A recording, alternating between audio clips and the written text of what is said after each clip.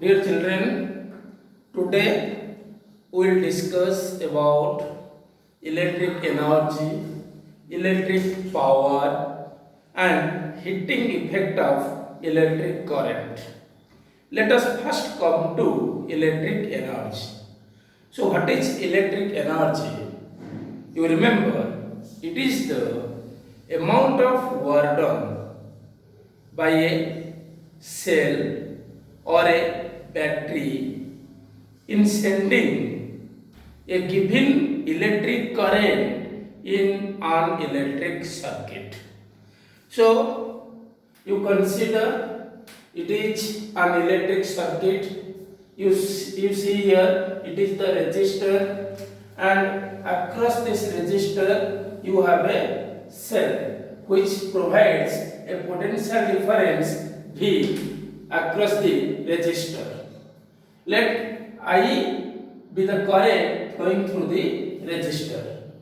So now in time t, what is the amount of charge flows through the resistor? That is from x to y. What the amount of charge flows? Q is equal to I into t. Electric charge is equal to electric current into time. So now, what is the amount of work done by this cell?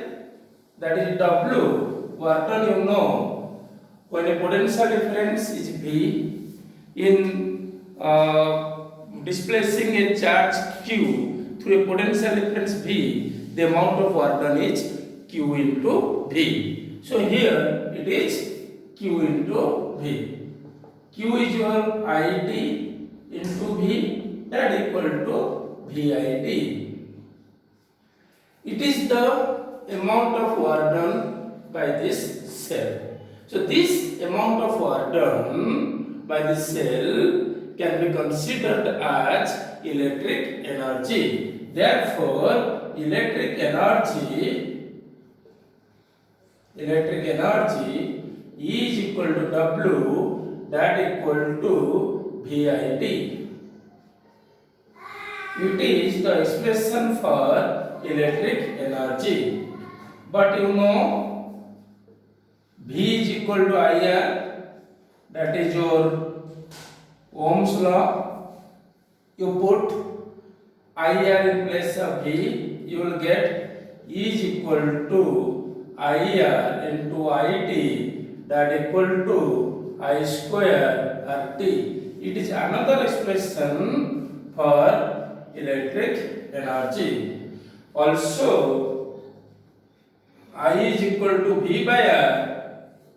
Now from equation 3, E is equal to V, in place of I you write V by R into T, that equal to V square by R into T.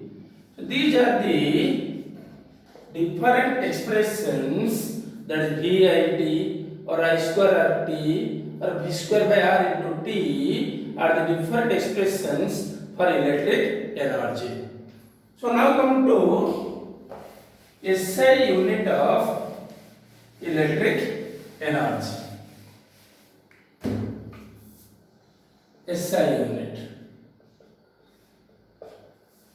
SI unit, you know, is equal to VIT when V is equal to 1 volt. V is the potential difference. Unit is 1 volt in SI.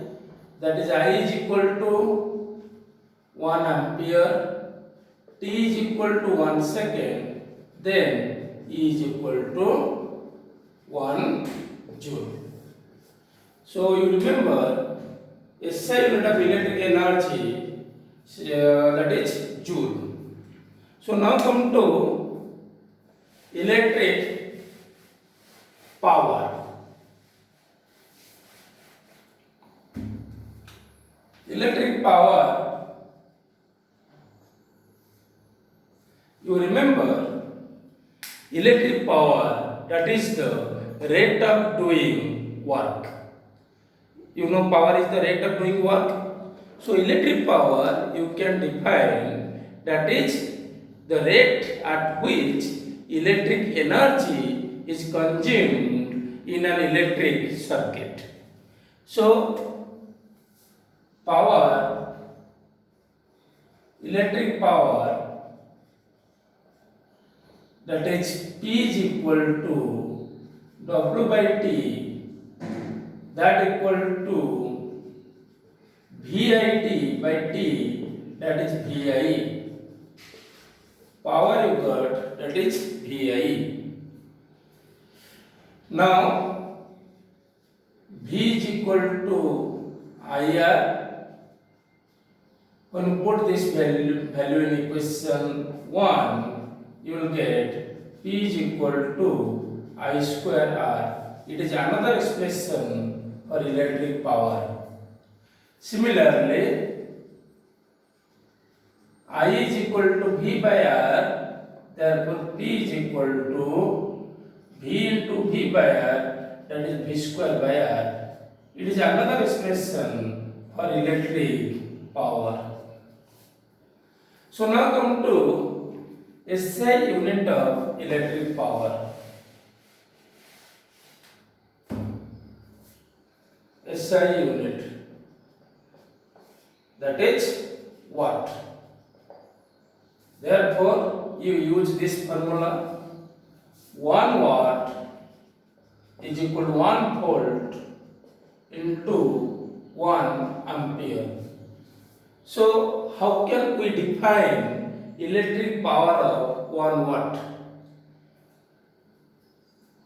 In this way, we can define the electric power consumed in an electric circuit is said to be 1 watt if 1 ampere of current passing through the circuit on applying a potential difference of 1 volt across it. It is the definition of 1 watt electric power. So, now come to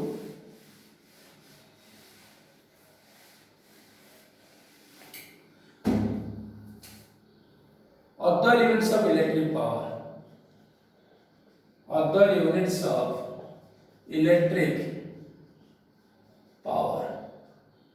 You know that is horsepower, HP. 1 HP is your 746 watt. Similarly, we are using kilowatt. 1 kilowatt, that is kilo means 10 to the power 3, 10 to the power 3 watt. Similarly, 1 milliwatt, small m represents milli, that is 10 to the power minus 3 watt. 1 capital M represents mega, that is 10 to the power 6 watt. So now, commercial unit of electric energy. What is this unit? That is your kilowatt hour. You see, kilowatt is the unit of power. Hour is the unit of time. That is power into time, that is your energy or work. So now this unit also called as boat 2. What is boat 2? That is board of trade unit. It is the board of trade unit of electric energy. Through this unit, we are paying our electric bill. Generally, we are saying that in this month, in our house, we consume 200 unit of electric energy. That 200 unit means that is 200 kilowatt hour. So now, What is the relationship between this kilowatt hour and joule? Relation between kilowatt hour and joule. 1 kilowatt hour, that is 1 kilowatt into 1 hour. 1 kilowatt, that is 10 to the power 3 watt into 1 hour.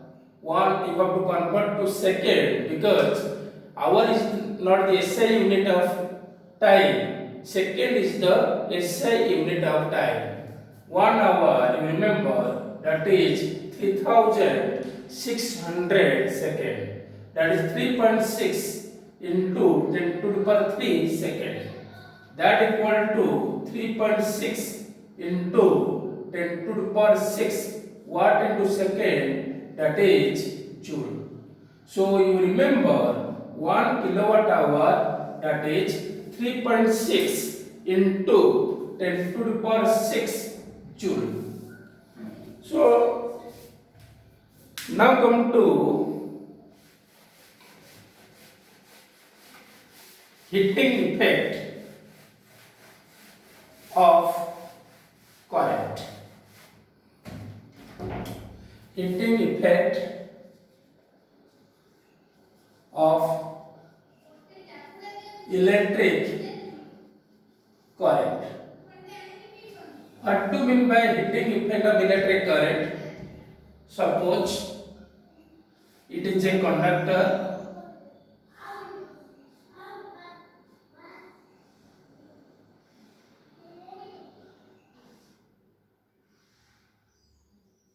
When you apply potential difference, it is the potential difference V across the conductor, you will find current I is flowing through the conductor.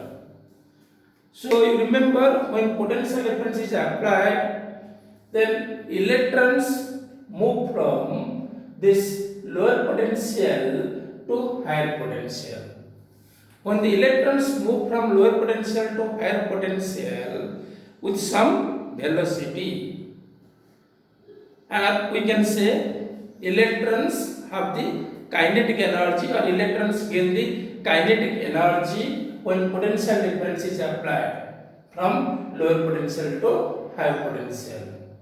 So you know, in a conductor there are large number of free electrons, also positive metal ions. When the electrons move from lower potential to higher potential, the electrons suffer collisions, and in each collision the electrons lose its energy, kinetic energy, and this kinetic energy, loss in kinetic energy, is dissipated as heat energy. So you remember, during collisions electrons lose their kinetic energy, and that loss in kinetic energy is dissipated as heat energy. So now, if you say there are more number of collisions, then you will get there is more loss in the kinetic energy. That means you will get more heat. That means more is the number of collisions, more is the resistance. You know, the resistance offered by a conductor due to the number of collisions. More is the number of collisions, means more is the resistance, more is the kinetic energy lost by the electrons, means more is the heat energy developed. So now come to derive the expression.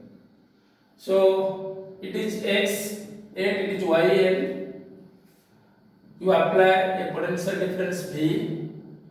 So now you see I is the current flowing through the conductor, that is from x to y. When current is flowing through the conductor, then you will see there is what is the work done by this battery or the cell. Work done is equal to Q into V. But Q is equal to IT, that is the amount of charge that flows from X to Y in time t. Now you put this value in equation 1. From equation 1, W is equal to IT into V, that is VIT. It is the amount of work done by this cell, and this work done you can say it is the electrical work done. So now this work done is dissipated as heat energy. Therefore, heat energy developed H is equal to VIT. But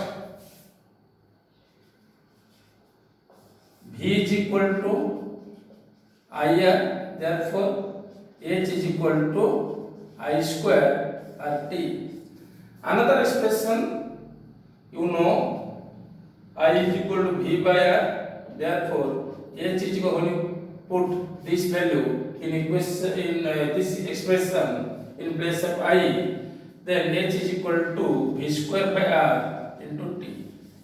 These are the three different expressions for heat energy developed in the conductor.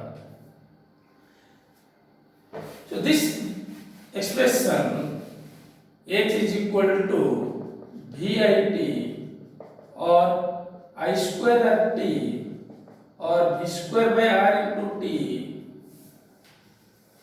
When you put SI units of potential difference or the current and time and resistance, then you will get heat energy in joule. To convert joule to calorie, what we will do? You know, 1 calorie is 4.2 joule. So 1 joule is 1 by 4.2 calorie. That means H is equal to in calorie H is equal to VIT by J or I square RT by J or V square by RJ into T, where J is equal to 4.2 joule per calorie. So now a question based upon this.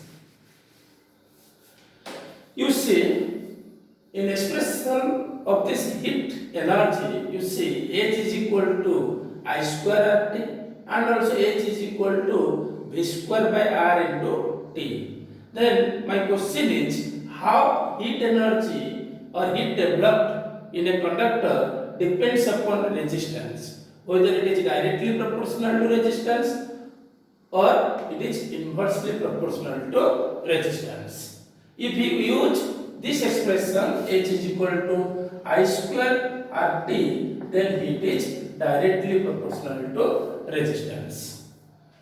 When you use H is equal to V square by R into T, then H is inversely proportional to resistance.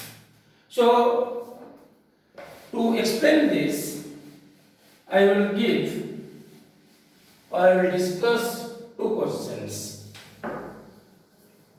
You see, it is one resistor, it is another resistor. Suppose it is resistance of 2 ohm and it is 4 ohm. The potential difference is applied across it.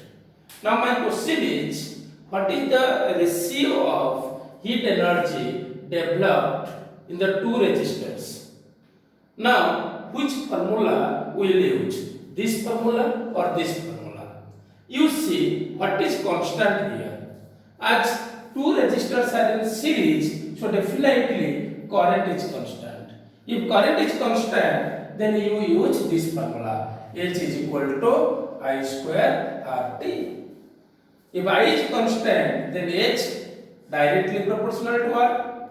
Therefore, H1 by H2, that is, if it is you take R1, it is R2, then it is R1 by R2, that is 2 by 4, that is 1 by 2. So ratio of the heat developed in them is 1:2. If you will arrange these two resistors like this, it is 2 ohm, it is 4 ohm, it is R1, it is R2. So now tell me what is the ratio of heat energy developed on them. So now you will use this formula. H, that is directly proportional to 1 by R, or you can say H is inversely proportional to R. So now H1 by H2, that is R2 by R1, now you can say 4 by 2, that is 2. So the ratio of the heat energy developed in them, that is 2:1. So what is your conclusion? You got heat that may be directly proportional to resistance, that may be inversely proportional to resistance, depending upon the situation. If current is constant, then heat developed in the conductor is directly proportional to resistance. If potential difference is constant, then it is inversely proportional to resistance. So, Joule's law of heating, Joule's law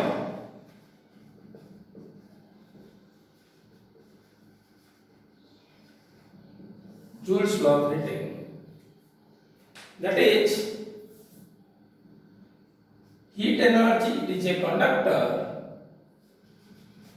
or the resistor, the current I is flowing through it. So you remember, heat energy developed in a conductor is directly proportional to square of the current passing through it, directly proportional to resistance of the conductor, directly proportional to time of current flow. On combining these, you will get H proportional to I square RT. It is your Joule's law. In Joule, if you find the energy in the Joule, then H is equal to I square RT. That means here the proportionality constant is 1. If you want to find in calorie, then H is equal to I square RT by J, where J is 4.2 joule per calorie. So it is all about your heating effect or thermal effect of electric current. So the last one, that is power rating of an electrical appliance. What is power rating? You are using many electrical appliances for our domestic use. That is, you can say electric bulb, electric fan, then electric motor, then our refrigerator, air conditioner, all this. So many domestic appliances we are using. So now, what do you mean by power rating? When you are buying an electric bulb from the market, you will see there are some voltage value is marked and also some power value is marked. Then suppose if an electrical appliance is rated as X watt, Y volt. What do you mean by it? That means power of X watt is consumed when you apply a potential difference of Y volt. Suppose if an electric bulb is rated as 100 watt, 220 volt, that means if you directly apply 220 volt, then power consumed is 100 watt. So from this rating you can find the resistance value. Resistance of the appliance, that is R is equal to, P is equal to V square by R. So R is equal to V square by P, that is the rated voltage square divided by the rated power. Here that is 220 whole square by 100. It will be the resistance of that appliance. From the rated power rating you can find the resistance value of the appliance.